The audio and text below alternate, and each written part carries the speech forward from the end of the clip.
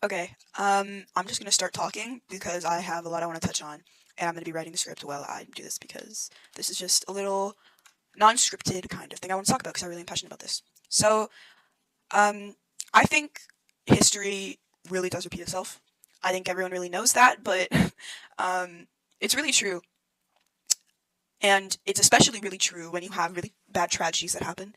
Think 9/11, Columbine, Holocaust. Now, these tragedies we learn from uh, what happened, and we now know why these things happened. Looking at them from the future and looking at them and thinking what was wrong, I guess, and what we let happen that we shouldn't have, and then we learn from that and we don't let it happen again. But what I think is terrifying is when we forget what we learned and we forget this tragedy and we forget everything about it. That's when it allows for a repeat, and that's when we fully allow ourselves to be vulnerable to these tragedies. And people will exploit that no matter what. People will exploit it even if there's a chance to, or even if there isn't a chance to. um, and I think it's just terrifying, absolutely terrible that we know this. We know that it will repeat if we forget. And we know that forgetting is probably the worst thing we could do. Because no matter how bad the tragedy was, no matter how many people it hurt, it actually it matters more if it hurts more people, because that's what you have to remember. You have to hold on to that pain. You grow from it, obviously, but you hold on to it so that you know the consequences of letting it happen again. And I think that's the main learning point. The main learning point is holding on to that pain and then learning from it. But we're not doing that. We, as like a society, and this is nothing in specific, I will touch on more specific topics later, but we as a society, we really just are not remembering. And I don't understand why. I really am racking my head here, I think it's easier, maybe, to forget and kind of move on. But as the generations pass, they won't, I guess they won't have forgotten, they wouldn't have forgotten, because they would have never known. And I think that's the thing, knowing. That's what's keeping us from tragedy repeating itself. So, why are we choosing to forget? I feel like everyone is always doing that. Everyone is always choosing to forget. Maybe it's the easier option.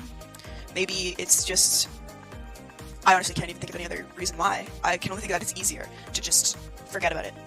But that is so dangerous. Because if we forget about these things, we will never grow from it. Like, we grow when it happens. When it happens, when tragedy happens, we look at it and we go, oh gosh, it's so terrible. How could this have happened? That is the first thing everyone says. How could it have happened? And I think it's hypocritical. I think it's completely hypocritical to look at a tragedy and say, how could this have happened? Except, this has happened before. And it'll always be like that. There will always be other examples of this happening to other people at different times, decades ago. And we simply forget.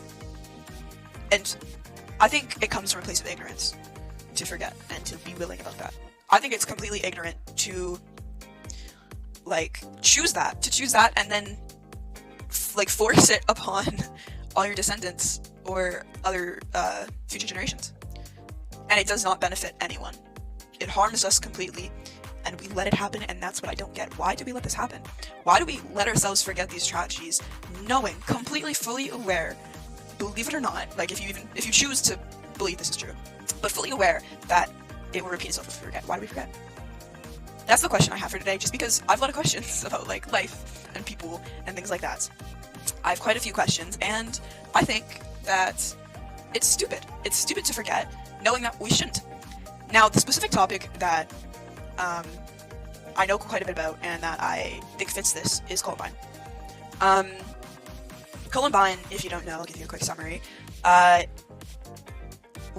Okay. It was a school shooting in 1999, committed by Eric Harris and Dylan Klebold. And Columbine was considered by many to be the first school shooting. That's not true. I searched this up a while ago, actually. I'll do it again for context. First school shooting, I searched it up, was Columbine the first. It was not. Was in 1764.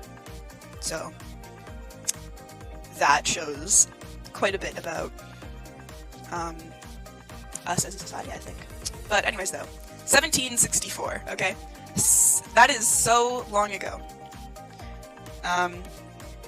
Like 260 years ago was the first school shooting, and many people think Columbine, which was 25 years ago, was the first. Which is absolutely just crazy to me, because it shows how much we've forgotten, I think. Columbine was very popular, not popular, but well-known, I guess, not common, well-known school shooting, because 1999 was kind of, excuse my wording of this, but kind of the year for school shootings, for it to be popularized, because 1999 was kind of the popularization of widespread media, I guess, if that makes sense. And I think that's why it was so originally, like, popular, is because the story could be reached from anywhere. And the story was, it was broadcasted everywhere. Bowling for Columbine, probably shown in every high school. And it was just people's insistency to not forget.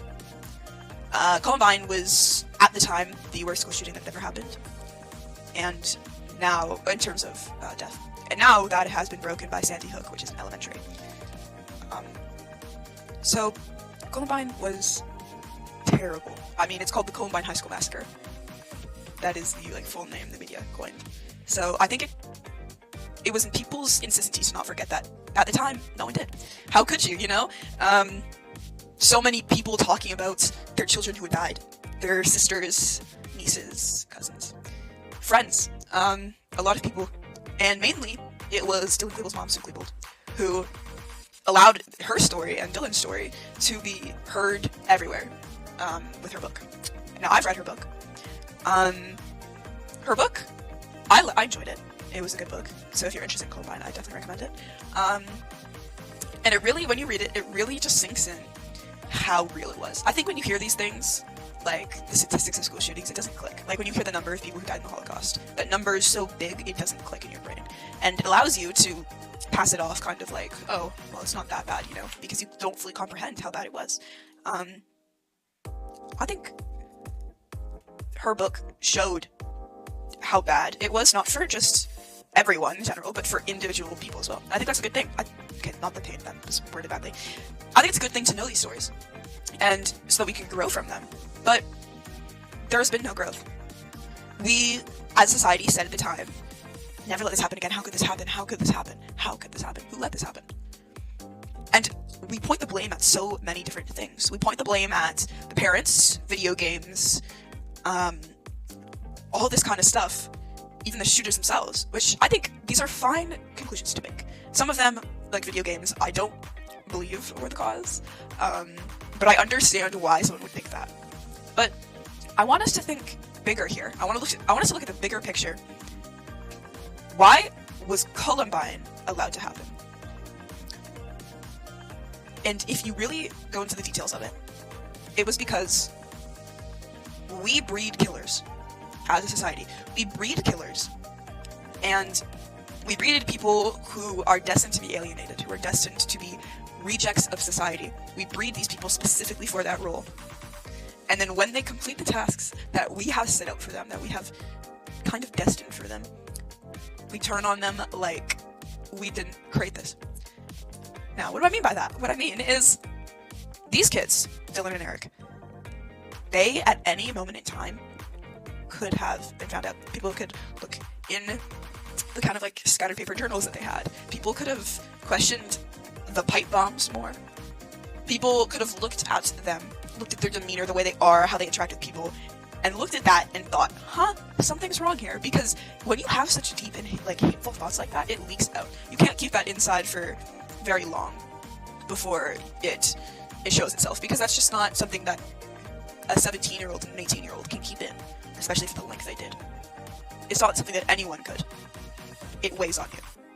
And they definitely had leaks. They definitely had bits and pieces of things they said, things they did, things how they acted, where you could have looked at that and questioned it, but no one did.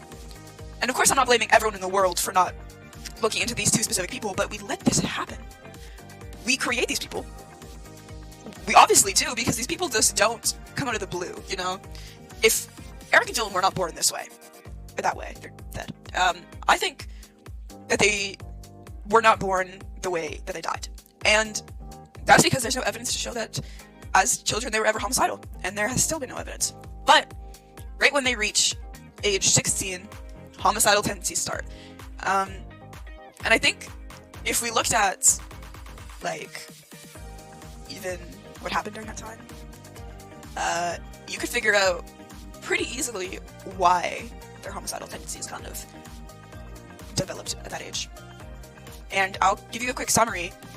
School, they were bullied quite a bit. They were bullies, but hurt people, you know. I think that's a pretty easy explanation of why they were bullies.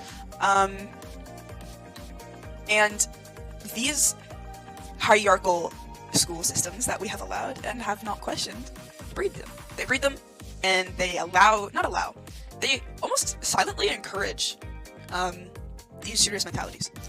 And of course, that's not something that you can blame on the kids. They obviously don't know that. They obviously don't know what they're doing. They're just, you know, dumb kids who think that it's the funniest thing in the entire world to bully people. But that's even a bigger issue in itself.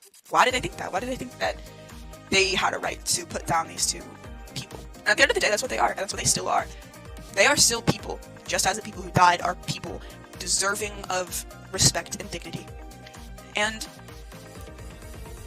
we haven't given them a goddamn thing, I don't think. Columbine is one of many examples, but in general, what I want to focus on here is not Columbine, but how we are forgetting it.